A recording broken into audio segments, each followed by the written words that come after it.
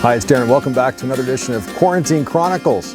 Today, in this episode, I want to cover a topic I did in a webinar a few years ago, and it's about gold. I have been on record as saying I don't think gold's an investment. It's an emotional disturbance, and I want to prove my point.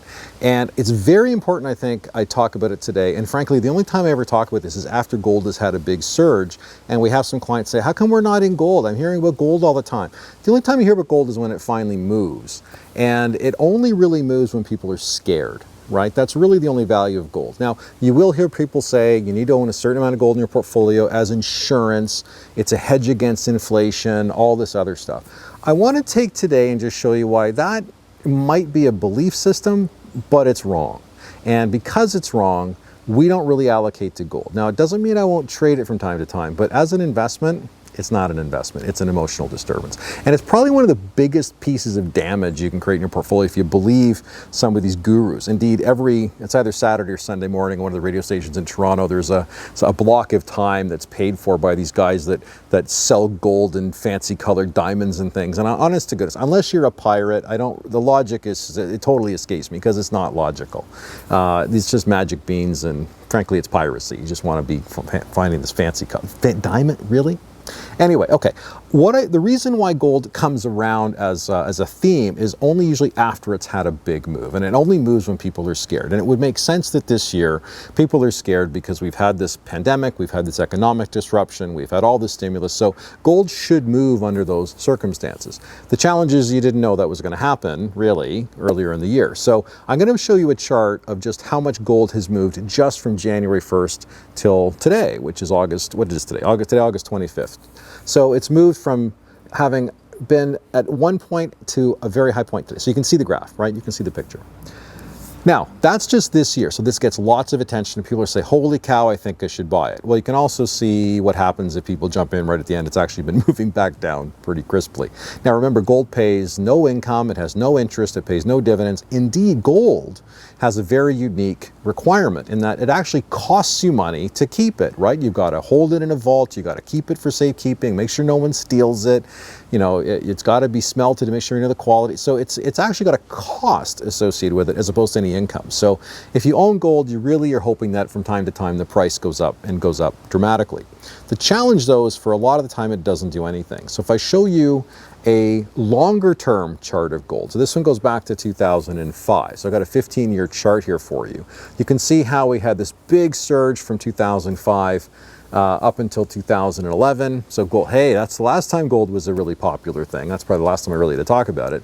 And then you can see it kind of goes dormant and loses a lot of money. And it doesn't just lose because the price goes down, it also loses because it costs you something to store it. Now, there are people that say, well, I won't buy gold, I'll buy pieces of paper that represent me owning gold somewhere.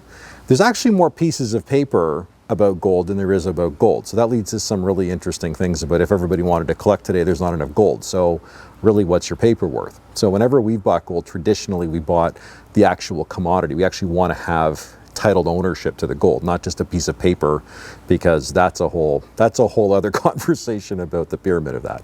But you can see gold goes sideways for long periods of time. Indeed, if you've been sitting on gold since 2011, it was only earlier this year that you finally got back to what you paid for it, and your profit is minuscule. Now, the longer term conversation with gold, and I'm going to put a chart up, and this is going to require a little bit of explanation, but stay with me so you can really get the point, and hopefully you can use this at parties. Next time someone says, oh, I bought gold, you can say, you're not a smart person, because they just don't know. They don't know the actual history of it. So what I did is the last time we had this big bull market in gold was back in the 80s when we had really, really high interest rates and high inflation. And in January of 1980, an ounce of gold cost $850. Now, for a comparison, the Standard & Poor's 500, which is a measure of the largest 500 stocks in the US, and we talked previously about how sometimes that's representative, sometimes it isn't, but let's just use that as our benchmark. It had an index level of 111.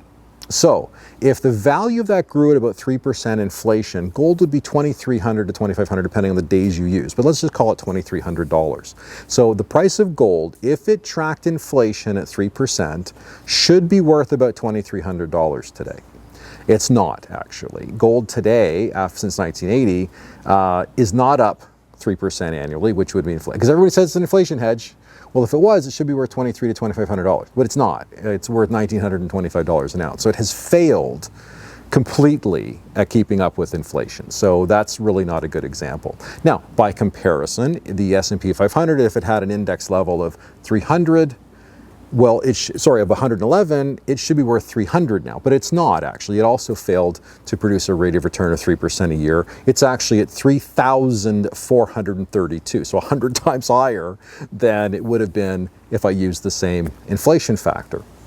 Now, the dividend rate, well, what did gold pay in dividends? Remember, that's a trick question. It doesn't pay any. It actually costs you money. I should have put a negative in there, but it does just say it made me no money. And so it has no dividend in 1980. It had no dividend paid in 2019. So zeros in both categories.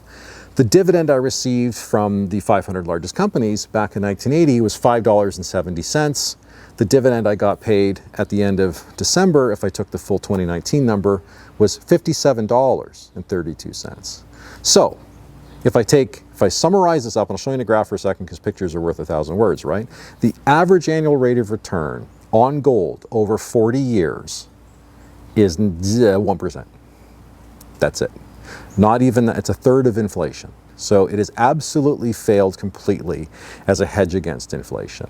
And also, it's been a terrible investment to own because the ride has been rocky. It gets these surges and then it falls away, and it surges and it falls away. By contrast, if you just bought the 500 largest companies in the US and you didn't sell them, your average rate of return, including the dividends, and we talk about dividends quite a lot, and there's a reason, the dividends have grown over time, and they provide you income, and the total return, if I take the price of the stocks going up and all the dividends that have been paid, the average annual return is 11.8% for 40 years. So anybody that says gold's a good investment doesn't know what they're talking about. The only way to think about gold is as a trade. If you can kind of capture those moves, the trick is you got to buy them when everybody's happy, and you have to figure out when are people scared, when is there a panic, when is there a disruption, when is there a war, when is there a pandemic. I don't know those things. So generally, we don't buy gold in our portfolios. I will from time to time as a trade, but that's really all it is. It's at the margins, and sometimes it's probably not even worth the trouble. Anybody that allocates to gold for part of their portfolio, I don't think they've done their homework. We do our homework. So with that, I don't believe in gold. I don't believe it's an investment. If you want to wear it, please do. If you want to enjoy it, please do, just like artwork, but it's not an investment. And if it has a place in your portfolio, it's just a trade. It's not for real. Okay, with that, thank you very much for your time and attention. I'll be back with another couple ideas shortly. Thanks for watching.